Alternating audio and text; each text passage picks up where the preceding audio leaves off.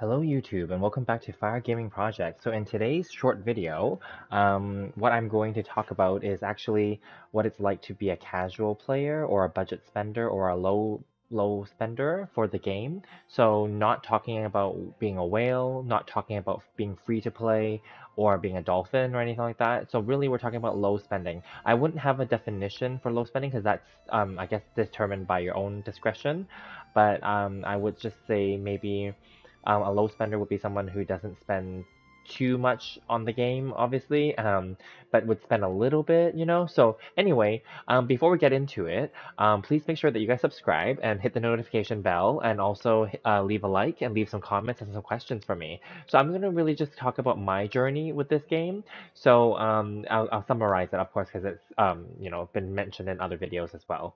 So, I started off as free to play. I got some 5-star characters. I got Jean on the Noel banner for free with the free gems in the beginning. And then I got Klee as my first 5-star character. I missed the Venti banner. I started at the end of 1.0 and beginning of 1.1. And Klee was my first limited character and limited 5-star. And again, those were free gems in the beginning. Because in the beginning, when you start the game, you don't need to spend money because a lot of the stuff you get a lot of free gems. And also in the beginning, this is at least a year ago, there was lots more bonuses. I heard that for new players now signing in or joining the game nowadays, you don't get as much bonuses as we used to, because obviously the game has matured for a year now. So, I mean, leave a comment if you guys know if that's true or not. I don't know. I haven't compared. Obviously, I have not started another account on other servers or another device or anything like that. I know many streamers and YouTubers and Twitch players do that. I don't. I only have this one account. Um, Okay, so then moving on, one of the first things I did pay for, and as you'll see on the screen here, it's in Canadian because I am in Canada, is the Welkin Moon. And I've continuously been buying the Welkin Moon basically since then till now. As you can see on the top here, it does say days remaining 11. I am actually in recent chats with some of my viewers, so thank you guys for the suggestions as well. I'm considering no longer continuing with this. But I will say that for those of you who are considering, spending in the game or whatnot, this is one of the best deals, because it's relatively cheap. I mean, I know in the US it's 4.99 US dollars, so $5, right? Of course, there's a currency conversion issue here with different currencies from around the world. So, as you can see on the screen, in Canadian dollars, it's 6.99, so $7. Also, just so you know, or it may, I don't know how every other country works, but when we buy it here in Canada, and it puts it through, there's also a tax that is added, a sales tax. I won't go into the major details of the tax, but basically, it's an extra like dollar or so or more, maybe dollar something. Yeah. And there's depending on your region, like for example in the US there's a state tax and a federal tax, I think. So in Canada similar, we have a federal tax, a national one, and we have a provincial one because we don't have states here, we have provinces. So yeah. So anyway, so that's just something, and this is like, so this would last you basically a month, right? You can actually buy up to 6 of them. It does say, I think somewhere in the fine print somewhere, you're allowed to buy like 6 of them in a row, and then that could be a good deal too, because then you would get a bunch of Genesis crystals and extra out of it, basically. So this one is recommended for people that want to be and stay low spender. Obviously, free to play wouldn't buy anything, so that's fine. But yeah, so I've been buying this, but I would maybe consider stopping only because I've started playing the game less and less. I pop in, do my events, my daily commissions, my daily farming for like crystal ore, and then I log off, right? And I do some videos obviously, but that's it. So I've been playing less and less now. Also, I've been playing more busy in real life doing other things. Yeah. Moving along, character outfit. So this is just in general. Right now, there's only two. And for the Barbara one, if you guys had played during 1.6, you would have gotten it for free had you completed the conch searching quest. But if you didn't, would I recommend buying any of the outfits? Of course, if you really love the characters, sure, do that. I love Jean, so I did get hers, and hers was discounted during the 1.6 patch. Okay, but it was a slight discount only. It was like 1,400 something gems. It wasn't a big deal difference. But anyway, and then or something like that, or 1,300 something like that. Yeah. And then anyway, and then the Barbara one I got for free, so it doesn't matter. But moving forward, I'm pretty sure they're going to continue introducing like character skins and like outfits. So obviously, if you love the character and you want to support the game, not that they need your support because they're like billion-dollar company, but if you want to support the game or support your character, then yeah, feel free to. But just know that it is an extra cost. Moving forward, I will continue to collect all the free ones that come out. Hopefully, they continue to give out free ones from events. And then we'll see, depending on if I like the outfit itself, whatever outfit it is, and if I like it for whichever character as well. I may not buy all of them because, as you can see, they'll just stay here in the shop anyway, even if you don't buy them. They're obviously going to try to make it so that you have a small discount if you buy it during the event period, right? So I would not overall recommend buying outfits unless you really, really want to buy it. So hence that's why I'm saying my definition of low spender and budget is very broad because it really depends on your own ability and your willingness, right? Okay, moving along. For the gift shop. So as you can see, I do buy these bundle things because I actually really hate farming. I've mentioned that many, many times. And also in recent months, after I've kind of scaled up. I think since the summer, I scaled up into a dolphin kind of phase where I was trying to create more content for myself, not for the purpose of creating videos, but for the purpose of creating more gameplay content for myself. Because there was a big period of like boringness, quite honestly, and we're kind of entering that again with reruns, etc., and filler. But I was also feeling like I needed to play catch up and fix my own account. I talked about that in my other videos too. But basically, I stayed with the same team for too long. I stayed with the same team over and over for like the early game, the mid game, and the early part of the late game. So like around AR 50, I was still using the same teams. So I really wanted to just branch out and start developing other characters. And the easiest way for me was to resin refresh and to also quickly stock up on these bundle things. Now these bundles usually only happen like once per patch. Some of these, and then some of these other ones are like those ones disappeared already. But I think these ones are like once a week, right? Some of these. So just keep that in mind. Like you don't have to get any of these to be honest. You just have to farm these things. I just don't like farming, so that was just me being willing to do that. Moving forward, though, would I continue to buy these bundles? No, I would not. And would I recommend them? No, I would not. Um, just so we're clear, the Genesis crystals that you see on the screen right now are leftover from my recent summoning sessions. That's what it was. Because it wasn't enough to get the I think it was summoning for child, right? And I lost it 50-50, and then I had to summon him again, and then so there's like leftover, and that's what it is. So I would not recommend buying the bundles unless you were trying to fix your account, perhaps. That's okay. Or if you really hate farming and you're trying to catch up somehow, sure. But I'm just being honest with you with both sides what to buy, and I would just say no. You can probably skip all these bundles because these things are farmable. Everything that you can get here is farmable. Mora, resources, etc., can be farmable, right? You just have to play the game and put some effort into it and spend some time. Obviously, you wouldn't get it as fast as buying these packages, but you would just eventually just play more days to get what you need. Moving along, these are not really real money to spend. So I already did another video talking about the Paimon shops, so do check those out. One is I did actually one for the month of October, which is right now, and I did one for just basically for any month. So do check those out. I won't go into this because these are not really like money, for example, for spending.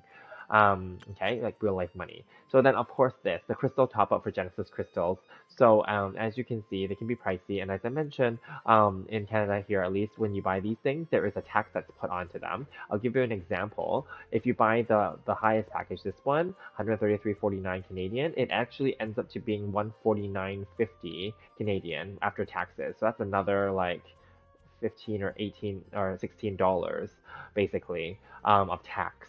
So basically it's 150 bucks basically, okay? So I know for those of you in the US, it's 99.99 US. But yeah, in Canada, it's basically another 50 bucks. So at the end of the day, so it's quite expensive. I know, for example, like other regions such as Australia, I think it's similar pricing to Canadian pricing. Yeah, so keep that in mind.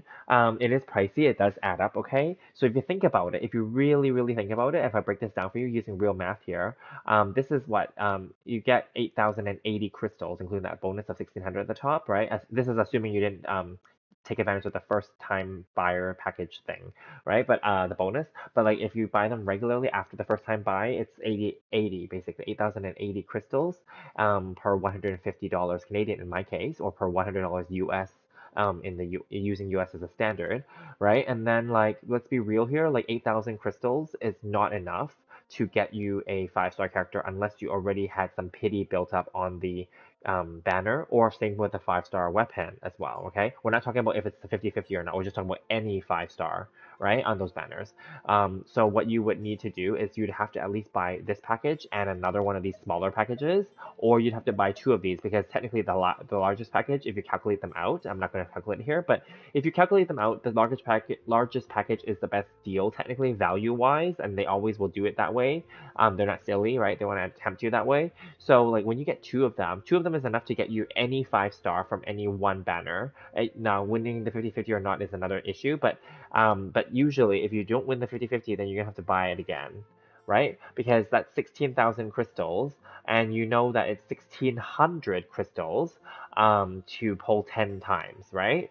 So like 16,000 is basically 100 pulls, right? So we all know that hard pity is 90 on the standard banner and the limited banner. On the weapon banner, its hard pity is 80, so it's like 10 less.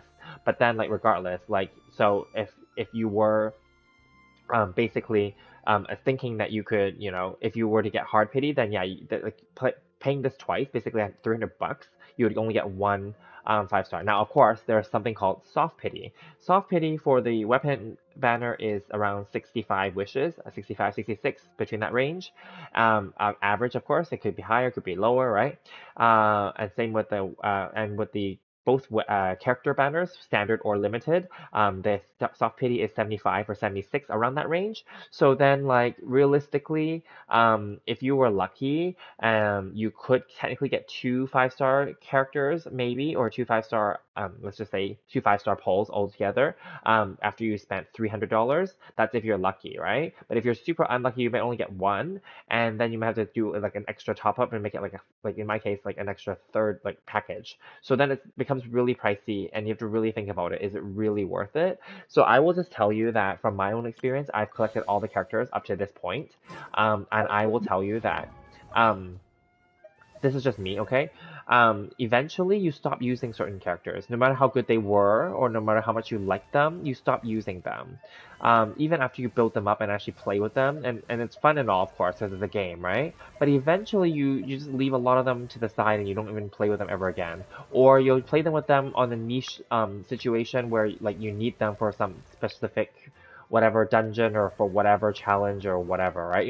So like that's the thing. At a certain point, when you collect enough characters of different elements and different purposes and uses and types, like weapon types, like you'll eventually have enough to make multiple teams to deal with the Spiral Abyss, because it's the Spiral Abyss, you only need 2 teams really. But let's just say that you needed 3 teams, so that's like 12 characters basically, right? Just so you can have some options to like swap some out, because maybe there's some immunity and all this other leyline crap, right? But like the point is, like, okay, let's pretend that you only needed like 12 characters. Right now there are 41 characters that exist in this game, excluding Toma, who has not been released officially yet, right? And any future character, right? As of the publishing of this, there are 41 characters, including the main character. I mean, like, I have them all, but then like I definitely don't use them all anymore, right? And so and there are some that I don't plan to ever use either. So my point is, eventually at some point, you're going to realize that you actually don't need to collect all the characters. So then I'm kind of at that situation right now. I have been reducing my spending since the summer. I have and actually since the end of summer, and basically about a month ago or so, I stopped resin refreshing. Basically, approximately like 3 to 4 weeks ago, I stopped resin refreshing. I announced that on my videos as well. So then I have never regretted that, and that helps me play the game less as well. Does that mean I don't like the game? It just means that I'm spending less time on it. So I'm being more efficient with my time as well. Secondly, I do want to, just as an aside, I want to bring in other games into this channel as well, because my title of this channel is Fire Gaming Project. It's not related to Genshin specifically. It's just this is the game that I started with and for the streaming purposes. And I only started that in the summer as well. So yeah, moving forward, I will be bringing in other games as well. So for that reason alone, I don't want to only spend money on this game. Right now, I haven't decided and committed to any other games yet, but I do have a bunch of games that I had purchased and paid for already that haven't even started yet. So maybe I'll just start with those. And also, I mentioned that there are some free demos on the PS5 store that I would love to try out as well. So those will be other options as well. That as a side. So basically, what do I recommend to spend? If I just go back to the shop menu, For if you're super low spender, so again, not free to play then, I recommend buying the Blessing of the Welcome Moon.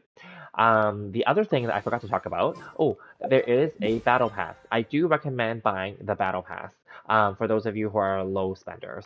I do not, and I recently only stopped. I did not buy the Gnostic Chorus, which is the premium battle pass, because I know I used to continue buying it and was so silly.